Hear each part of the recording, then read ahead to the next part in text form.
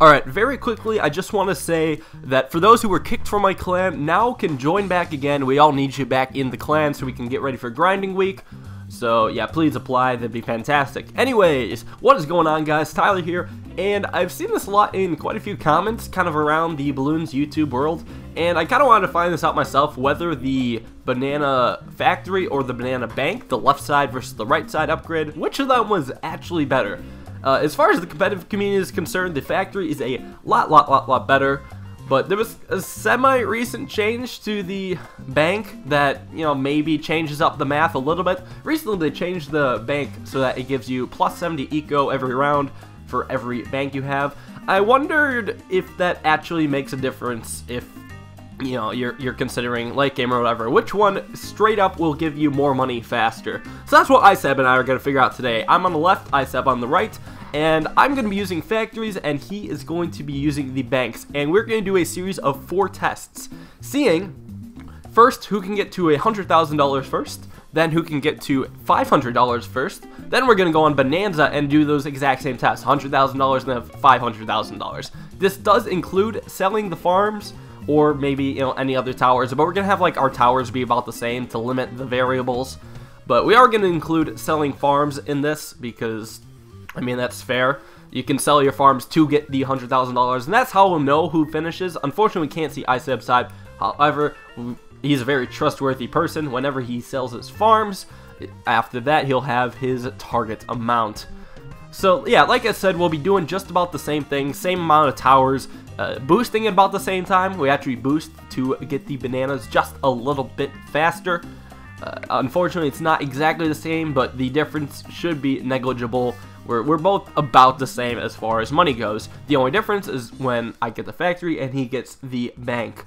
Now, let's talk about, well, these towers, right? So the banana factory, this tower, the playstyle of the factory is a far different than the playstyle of the actual bank. The factory will give you money every round, so you just kind of keep collecting it and using that money to build more and more towers, and it doesn't come in a big lump sum unlike the bank.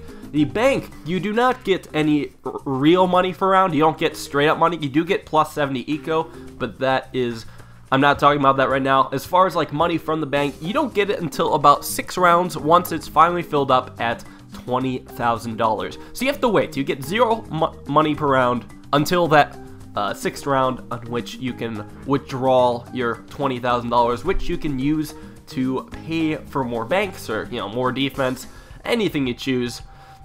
So when it kind of comes down to it, they're actually pretty close to each other. I'll kind of go through the math very shortly, but believe it or not, we're actually getting pretty close to $100,000. I mean, the bank is, or the factory, wow, is pretty expensive. Once you get 4 of those, you just have to save up a little bit of money you can sell it. ISEB's banks are a bit cheaper though.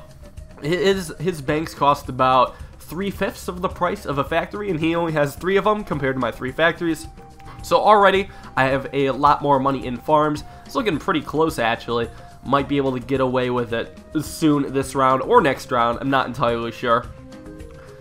Unfortunately, something about the monkey farmer is that they do not collect any money from the banks, which is a bit sad. Anyways, saved up a bit of money. About to start selling farms really soon. Once we hit about $20,000, yeah, then we can just start selling everything. There we go, and we hit 100K.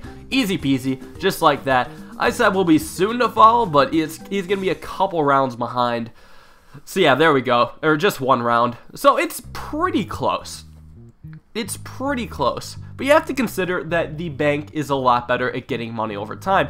Not only does, you know, interest do better when you have the bank around for much longer, but the eco is a huge difference too. Believe it or not, ISEB had about 2,400 eco when he died, which means potentially the bank will be better as we go to late game, right? Well, let's find it out for ourselves. We're going for $500,000 now, so a higher money goal, meaning the farms will be around for much longer, meaning that the banks may have a better advantage, right?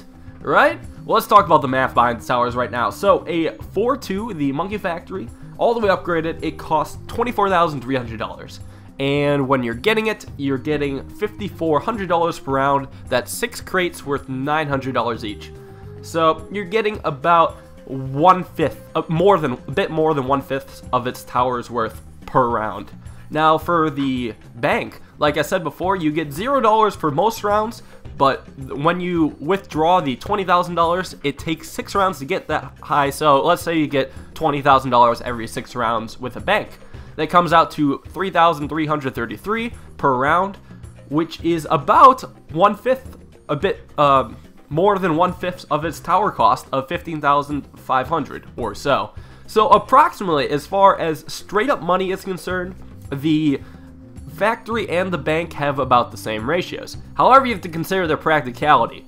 Alright, if you want to get the maximum money from the bank, you have to let it get up to $20,000. You have to let it the interest accrue for that long, because you get much more money further along that line, like the 4th and the 5th and the 6th round. You get much more money on those rounds than you do for the 1st, 2nd, and 3rd. So after 3 rounds of having a bank, say if you desperately need money right now, like if you desperately need to rush, you need to sell a farm or whatever, then you're shit out of luck, because you lose out on a lot of money. You lose out on a lot of money that way. As far as the factory is concerned, if you have to sell a factory, you don't lose out on that much, because you get the same amount every round regardless of what happens. So that's something to consider. Also, again, the factory will be giving you money as it goes. So after this round, it'll have $54,000, which you can invest immediately into farms. You can take that money and put it right into farms, which will give you more money in turn. As for the bank, you usually can't do that. Now, maybe the plus 70 eco isn't too bad, but at least for the first couple rounds, like, it's not that much. It's only about, you know, maybe 280 a round, assuming you get 4 income boosts in a round. I mean, that's a little bit pushing it, and I mean, it does add up eventually, but at what cost? It still takes a while to add up, as we'll see in this video, or is this game specifically. I mean, you won't be able to use it to get farms right away, and you need farms faster if you want, you know, more money overall. Because I get the money every round with the factory, I can just kind of keep building up more and more and more, as you will see. Unfortunately, our defenses again are not the same, but I mean, they're damn close, alright? Really freaking close.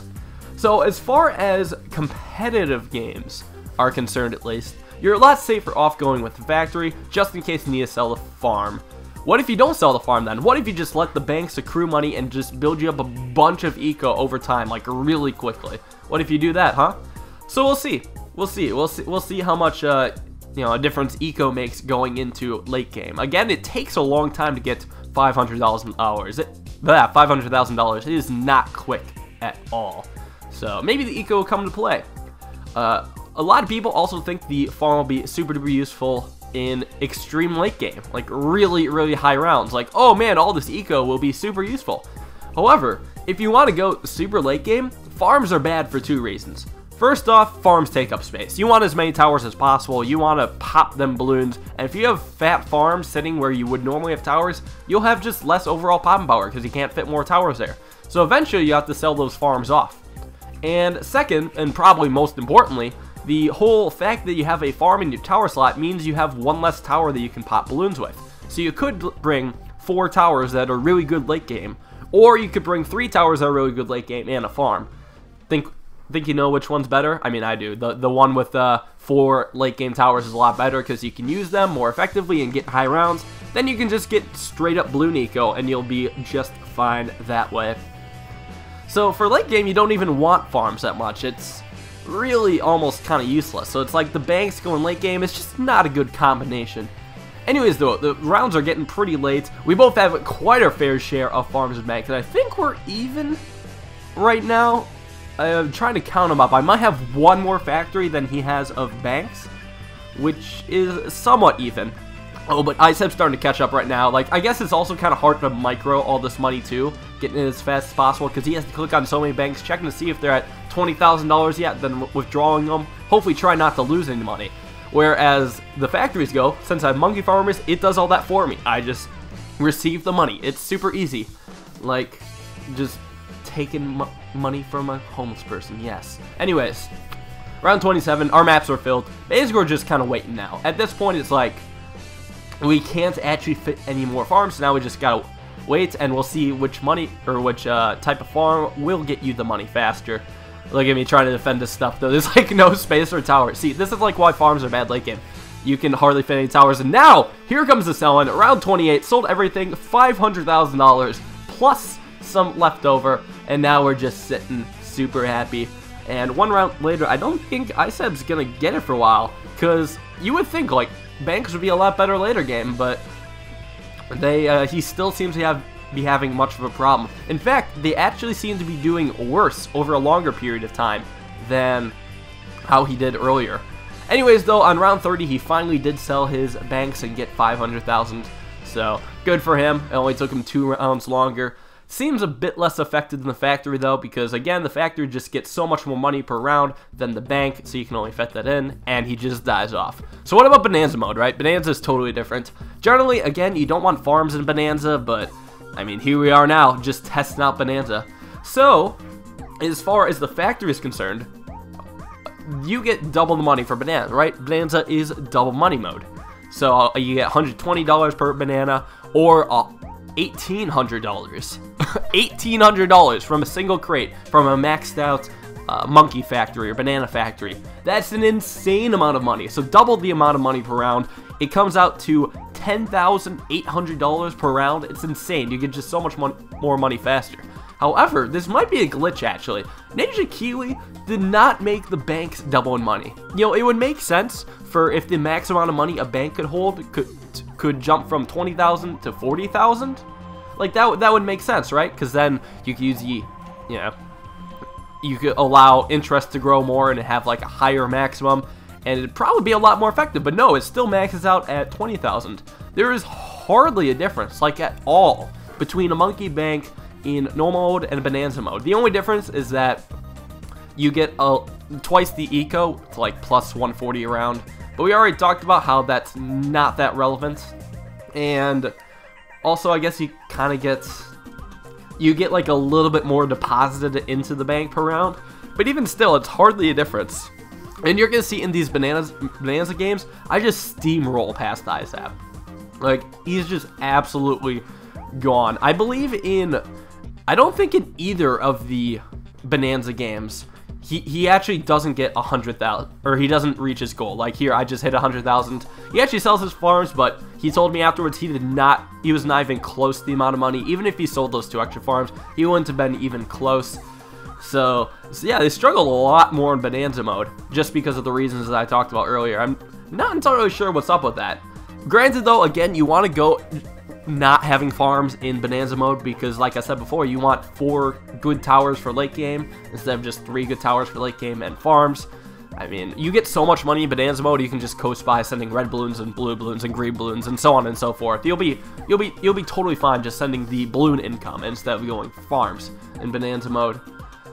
Although, I mean, some people don't quite understand balloon income, but, you know, it's something worth practicing at least.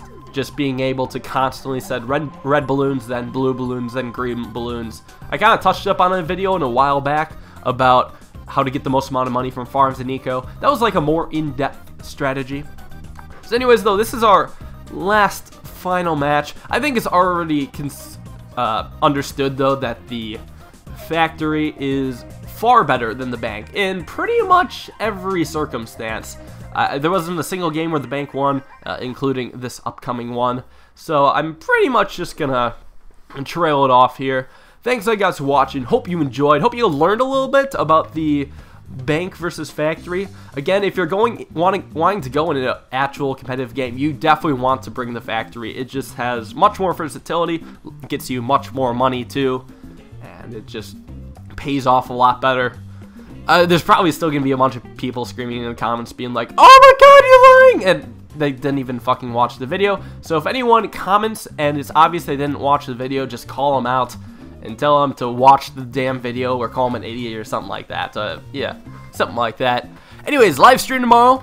You know it's gonna be good. It's gonna be a normal Saturday live stream at noon. There should be a there should be some sort of notification if you're subscribed in your subscriber feed. So yeah, be sure to look at that. And a video coming Sunday. That's my next video. I hope to see you guys there. And everyone who was kicked from the clan, once again, be sure to join it back. Yep, that's all. See you next time. Peace out.